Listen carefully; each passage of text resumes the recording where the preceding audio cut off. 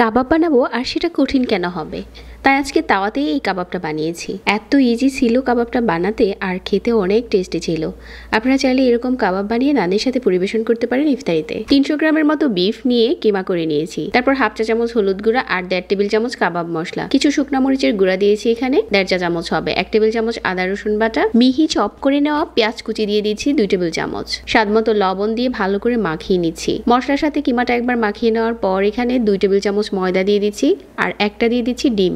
এখন ভালো করে আবারও মিশিয়ে নিয়েছি আর এখন এরকম ছড়ানো তাওয়াতে দিয়ে কাবাবগুলো বানাবো। আপনারা চাইলে কিন্তু এই কাবাবগুলো ছোট ছোট শেপ করেও বানাতে পারেন, তবে তাওয়াতে দিয়ে একবারে বানালেই সময় কম লাগে আর টেস্টও ভালো আসে। তাওয়াতে এভাবে করে প্রথমে ছড়িয়ে দিয়ে সাইড থেকে তেল দিয়ে দিলাম আর কাঁচা থাকা অবস্থাতে এভাবে করে কিছুটা কেটে দিচ্ছি, যেটা আপনার কুক হওয়ার পর উল্টাতে সুবিধা হবে। যখন একটা পাশ হয়ে গেছে ওই পর্যায়ে হচ্ছে উল্টে দিচ্ছি। দুটো পাশকে অল্প আছে এভাবে করে সেকে কাবাবগুলো বানিয়ে নিয়েছি। ঝটপট বানানো হয়ে গেল তাওয়া কাবাব। আর আজকের এই কাবাবগুলো খেতে দারুণ টেস্টি ছিল।